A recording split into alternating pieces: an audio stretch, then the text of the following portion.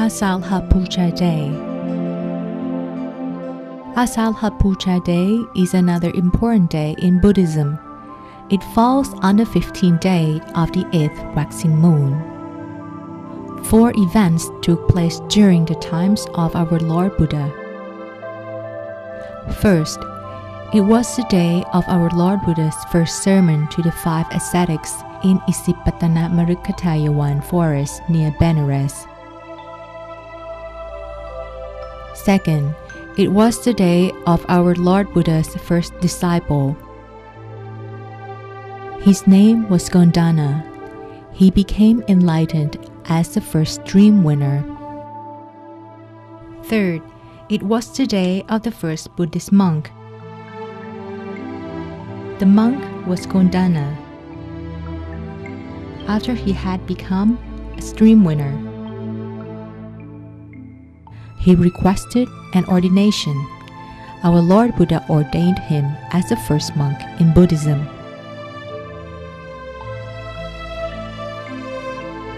Fourth, it is the birth date of the Triple Gem, which includes the Buddha, the Dhamma, and the monks. The first witness to the Buddha's enlightenment had occurred. This completed the Lord Buddha's Buddhahood. It meant that the Buddha did not attain enlightenment and kept the knowledge to himself like a silent Buddha. Asalha Puja Day had its beginning after the Buddha's enlightenment.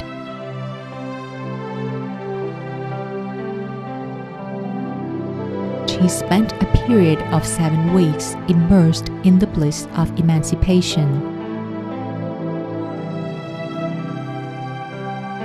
After this blissful period, he was concerned that his enlightened knowledge would be so deep and so profound that it might be difficult for beings that are thick with defilements to follow.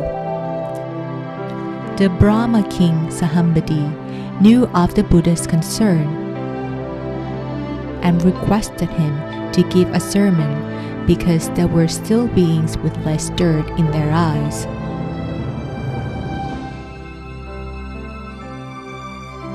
With his great compassion, the Lord Buddha employed the Buddha vision to check all the beings that were still trapped in the 3 worlds. He saw that there were beings of low defilements and some still thick with them. There were some whose merit was vast and others were still small. Some were easy to teach, others were not. Like the lotus plants that grew in the water. Some grew in deep water. Some were near the surface. Some were almost out of the water. Some were not ready to bloom. And some were ready, just like beings that could be taught. The Lord Buddha finally agreed to the Brahma king's request.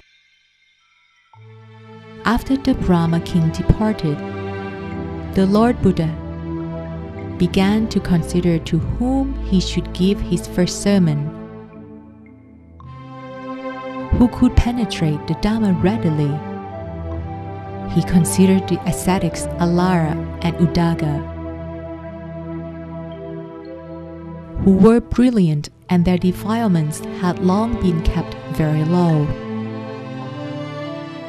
They would be able to penetrate the Dhamma quickly once they heard his sermon.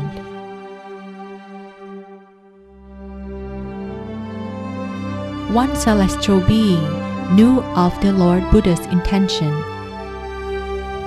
He descended from his celestial castle to inform the Lord Buddhas that both ascetics had already been dead. The Lord Buddha checked and found out that both of them had been dead.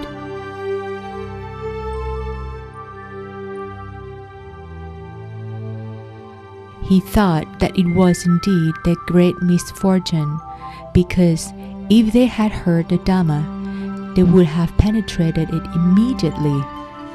Afterward, He considered the 5 ascetics who were once very good to him. They had attended to him when he was still a bodhisattva. Therefore, he went to see them at the forest. When the ascetics spotted the Lord Buddha from afar, they agreed among one another, "Fellows, this monk Gotama is greedy. He has stopped practicing self-mortification and is coming here because of greed. Here he comes. We will not pay him respect. We will not get up to greet him. And we will not take his alms bowl and his robe for him. We will only prepare a cushioned seat, just in case he wants to sit down."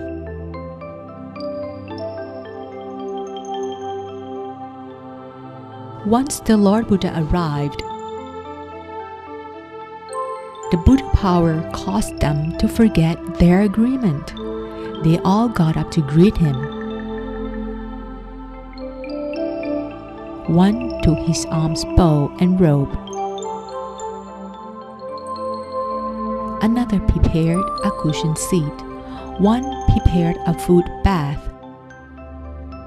Another placed a footstool by the seat. And one presented to the Buddha a foot drying tile.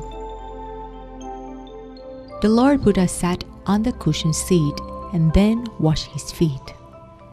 After having welcomed the Exalted One, the ascetics addressed him inappropriately.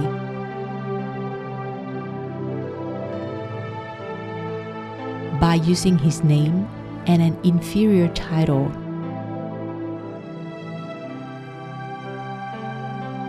Then the Lord Buddha forbade the ascetics by saying, "Behold, ascetics, you must not address me by my name or by using an inferior title. Behold, the Tathagata, I am an arahant, and I have already attained enlightenment on my own. Pay attention, I shall teach, and I have penetrated the Dhamma. Once you have practiced according to my teaching, soon you will penetrate an incomparable benefit, which is the ultimate of the holy life." After the Lord Buddha said these words, the ascetics had an immediate reaction.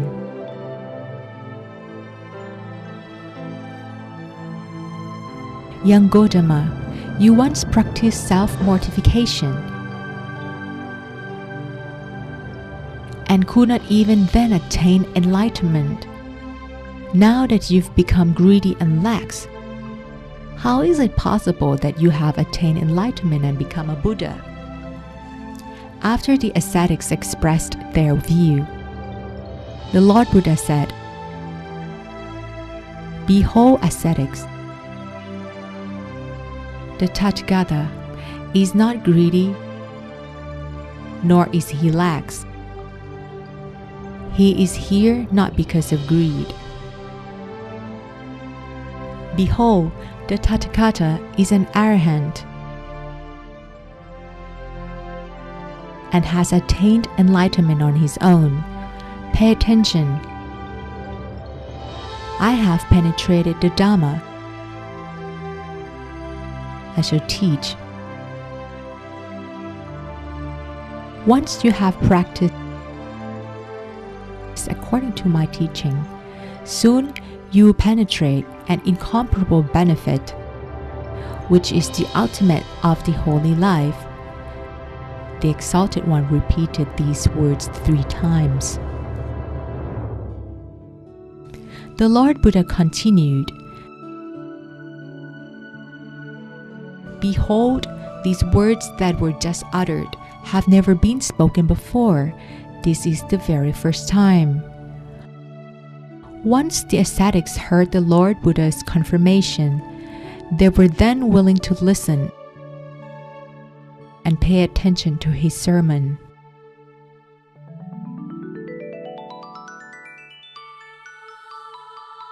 The Lord Buddha's first sermon to the 5 ascetics were about 2 things that monks should never practice. First, being involved in all forms of sensual pleasure. This lowly nature belongs to commoners. To ordinary people, it does not belong to holy individuals. It has no benefit. Second, the practice of self-mortification is not the practice of holy individuals. It has no benefit. The Lord Buddha then pressed the middle path, which led him to attain enlightenment. It includes the Noble Eightfold Path and the 4 Noble Paths. At the end of the sermon, the ascetic Gondanja understood what he heard and became enlightened as a stream winner. He was able to attain the Dhammagaya. Therefore, this event marked the completion of the Triple Gem.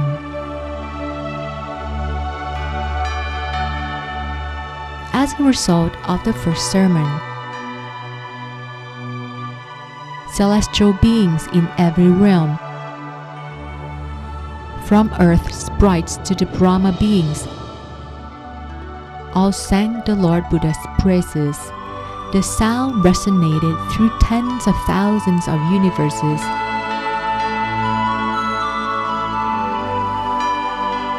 And an incomparable brightness pervaded everywhere as a result of the celestial powers. We have now learned something about Asalha Puja Day. All of us Buddhists should deepen our faith in the Triple Gem and be determined to practice meditation so that we can attain the Dhammagaya quickly.